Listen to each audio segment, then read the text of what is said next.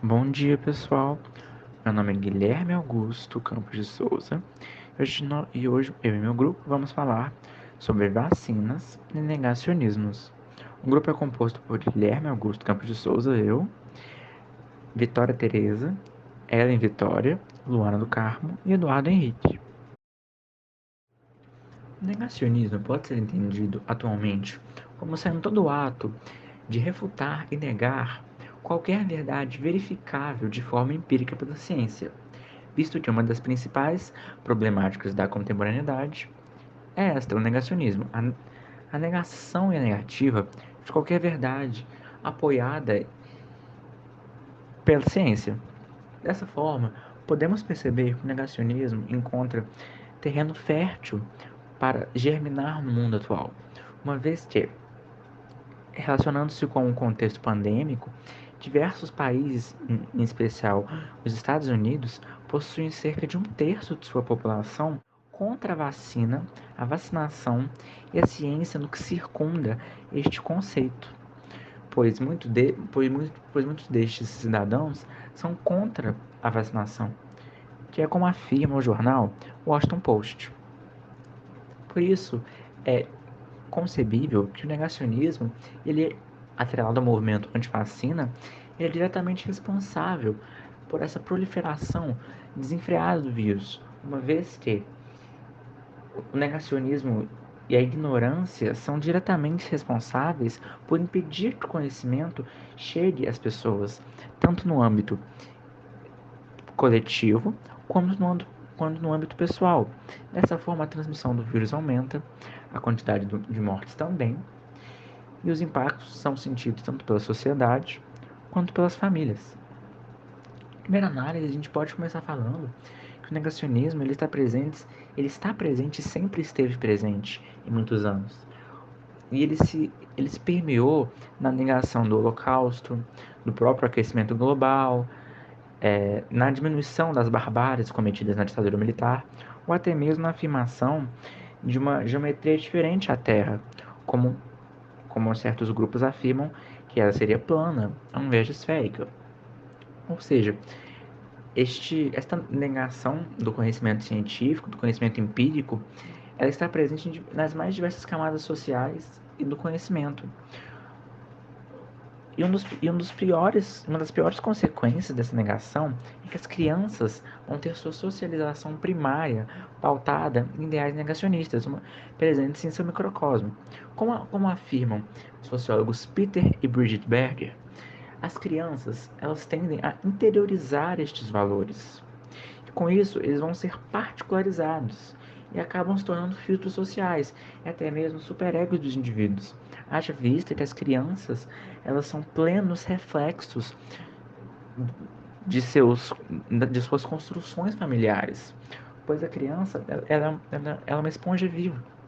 Ela vai absorver tudo que os pais, as mães, é, as vós e afins é, deixam o seu filho ter contato. Por isso, nós podemos dizer que o negacionismo ele vai encontrar uma maneira de se propagar e sobreviver ao longo da história. Porque essas crianças elas vão criar novos núcleos, elas vão criar novos microcosmos. E por meio da socialização secundária, elas vão transmitir o raciocínio negacionista para os demais. Ou seja, isso reforça que uma pessoa nunca é sozinha. Nós vivemos e nós temos a influência que os outros nos dão, a influência que causamos no meio no qual nós estamos submetidos.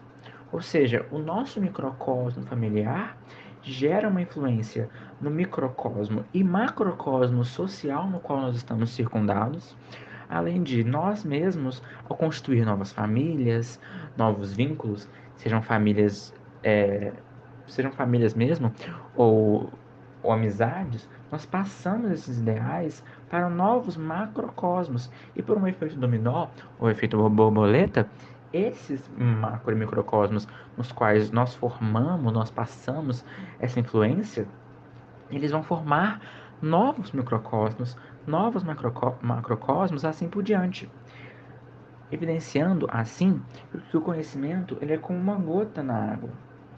O conhecimento científico negado é como uma gota na água.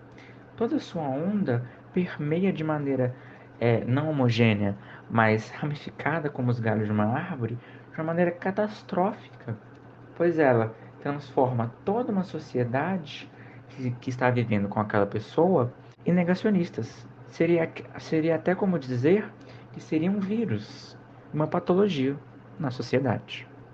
A partir disso, a gente pode inferir que o negacionismo ele apresenta coercividade e exterioridade, sendo o mais importante a coercividade, porque, como citado anteriormente, o mesmo é simplesmente imposto e exterior aos indivíduos, principalmente as crianças que vivem nestes ambientes e que o negacionismo faz parte do seu processo civilizatório.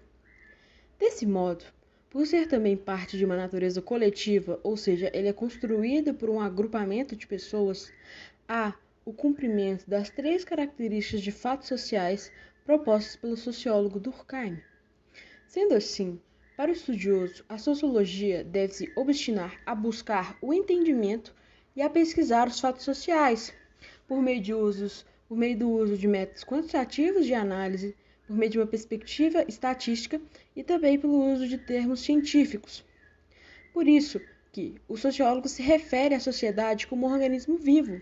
E este organismo ele pode ser afetado por doenças, as chamadas patologias, e essas colocam em risco a sua coesão e desencadeiam a anomia total, que seria a chamada desintegração social. E para Durkheim, nós deveríamos evitar esse resultado, essa desintegração social a todo custo. A partir disso, é imprescindível que nós tratemos o negacionismo como um fato social. Por quê? Quando nós lidamos com ele em uma perspectiva individual, moral e, consequentemente, religiosa, entre outras, nós somos impedidos de enxergar as suas implicações à sociedade. E com isso, nós não vamos enxergar as possíveis doenças ou os malefícios que eles estão trazendo para o coletivo. Além disso, é evidente que o negacionismo não está ligado apenas à descrença nas atuais circunstâncias pandêmicas, mas também à busca de tratamentos miraculosos, como o emprego de terapêuticas sem eficácia comprovada.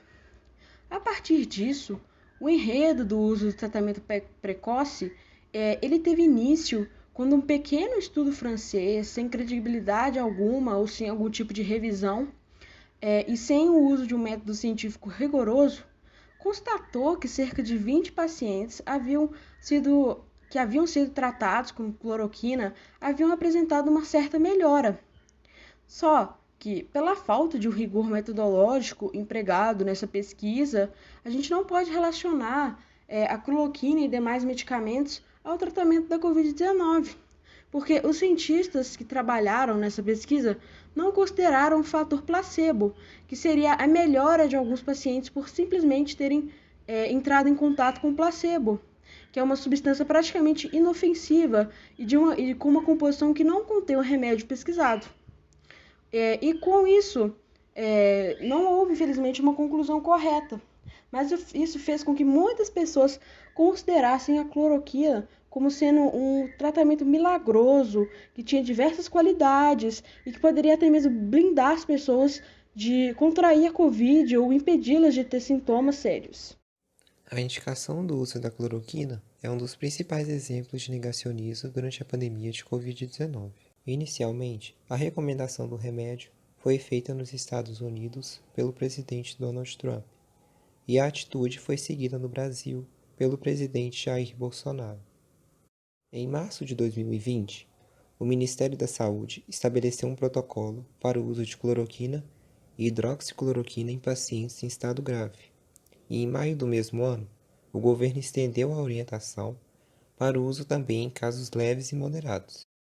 Mesmo com as principais entidades de saúde do mundo alertarem para a ineficácia e os riscos à saúde do uso desses medicamentos, a orientação é feita até hoje. No primeiro semestre de 2020, vários estudos já confirmaram que os medicamentos cloroquina, ivermectina e azitromicina não são eficazes contra a Covid-19. Porém, o governo brasileiro insistiu em contrariar as informações científicas e produziu mais de 3 milhões de comprimidos de cloroquina nos laboratórios do Exército, e fez ampla propaganda dos medicamentos, batizando seu uso de tratamento precoce. Além da propagação de notícias falsas referentes a medicamentos ineficazes contra a Covid, o desrespeito a orientações de prevenção da doença e o discurso anti-vacina também foram destaque na gestão do governo Bolsonaro na pandemia. Tem a questão do coronavírus também, que, no meu entender, está sendo superdimensionado o poder destruidor desse vírus, certo? No meu caso particular, pelo meu histórico de atleta, caso fosse contaminado pelo vírus, não precisaria me preocupar. Nada sentiria ou seria, quando muito, acometido de uma gripezinha ou resfriadinho. O vírus está aí, vamos ter que enfrentá-lo. Vai enfrentar como homem, pô, não como moleque. Vamos enfrentar o vírus com a realidade, é a vida. Todos nós iremos morrer um dia. O que é? A gente ultrapassou o número de mortes da China hoje. O Brasil E daí? não vai. Lamento, quer que faça o quê? Eu sou Messias, mas não faço milagre. É a vida, é a realidade. Morre muito mais gente de pavor, muitas vezes, do que de um ato em si. Vocês não entraram naquela conversinha mole de fica em casa, a economia te vê depois. Isso é para os fracos. O meu ministro da Saúde já disse claramente que não será obrigatória essa vacina e ponto final. Houve uma distorção por parte do João Dória tocante ao que ele falou. Ele tem um protocolo de intenções, né? Já mandei cancelar, se ele assinou, já mandei cancelar, por exemplo, sou eu, não abro mão da minha autoridade, até porque estaria, né, comprando uma vacina que ninguém está interessado por ela, a não ser nós. Ninguém vai tomar tua vacina na marra não, tá ok? Procura outro. E eu que sou o governo, o dinheiro não é meu, do povo, não vai comprar tua vacina também não, ok? Procura outro para pagar a tua vacina. Agora, pandemia. Tem que acabar com esse negócio, pô. Todos nós vamos morrer um dia. Aqui todo mundo vai morrer. Não adianta fugir disso, fugir da realidade. Tem que deixar de ser um país de maricas, pô. O tratamento precoce é um exemplo de como uma prática recusada e condenada pela ciência pode ainda assim encontrar adesão em uma parcela considerável da sociedade. Deste modo, há uma indicação de um fortalecimento do senso comum, que, de acordo com as obras de Bauman e May, produz respostas individuais para problemas sociais. Sendo assim, ao esquivar-se dos métodos rigorosos e generalizações propostos pela sociologia, e especialmente as ciências, o senso comum atribui aos indivíduos soluções restritas e irracionais, eximindo a sociedade da necessidade de adotar ações coletivas, como o uso de máscaras e o distanciamento social. É imprescindível estabelecer uma fronteira entre o conhecimento científico sociológico formal e o senso comum, haja vista que diversas vidas foram e têm sido ceifadas devido ao desprezo e negação das atuais circunstâncias pandêmicas. Em seus estudos, Durkheim conceituou a consciência coletiva como sendo um conjunto de sentimentos, crenças, ideais, que vários membros de uma determinada sociedade adotam para si. Então, por exemplo, uma ideologia religiosa. Ela surgiu num determinado momento, por uma dada circunstância, e foi se propagando ao longo dos anos. Óbvio que foi sofrendo algumas modificações, alguns acréscimos, e foi se popularizando, né, se propagando, e com isso foi ganhando mais credibilidade dentro da sociedade e mais fiéis também. Então, a partir daquele momento, né, dessa grande popularização, ela passa a ser uma consciência coletiva. Por quê? Porque várias pessoas vão tomar para si aquela ideologia que vai influenciar diretamente nas suas atitudes, na formação dos seus pensamentos críticos. Então, a partir daquele momento, aquele pensamento que um dia foi individual, né, um dia surgiu ali num grupo mais restrito, passou a ser algo da consciência coletiva, porque várias pessoas passaram a adotá-lo para si. O negacionismo ele acaba se tornando uma consciência coletiva. Por quê?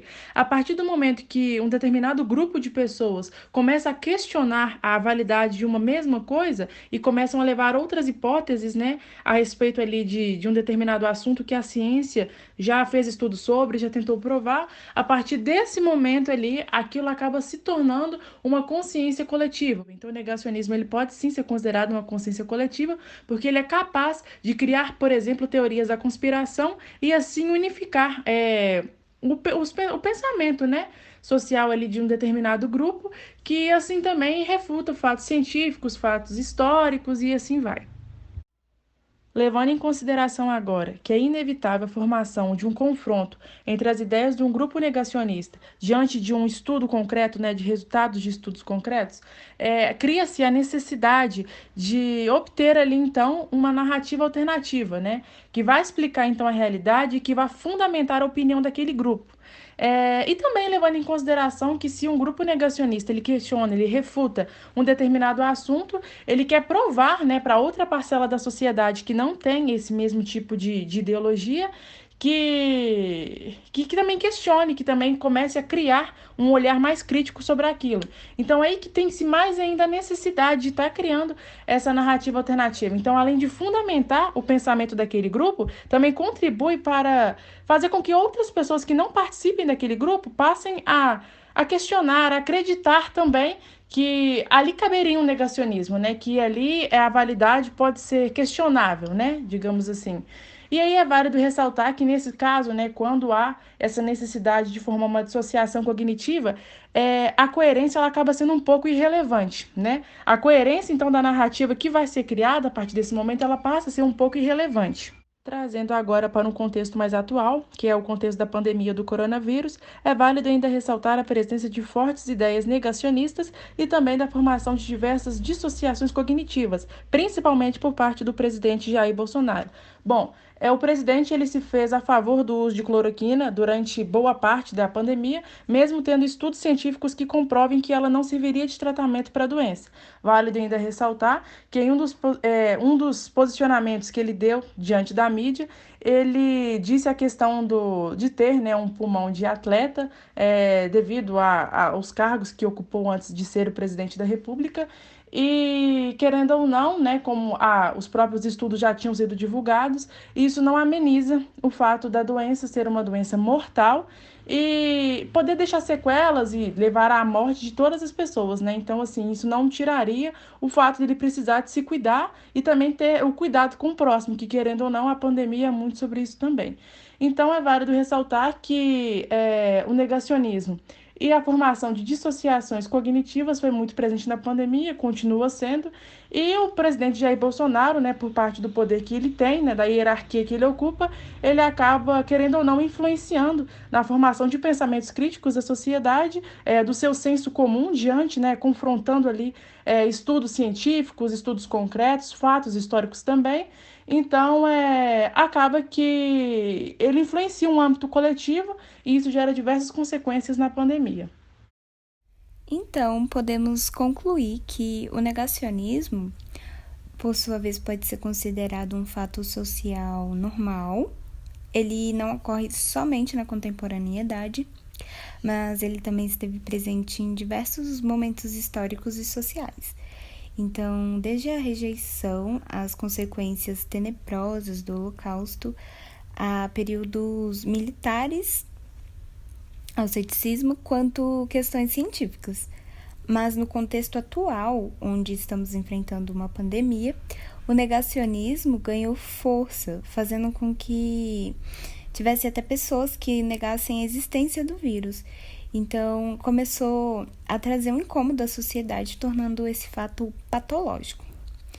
E podemos frisar que é muito importante propagar conhecimento concreto na sociedade para evitarmos esse tipo de situação, porque esse grupo negacionista, onde até o presidente está incluso, auxiliou na consolidação de uma das mais brutais crises sanitária e social.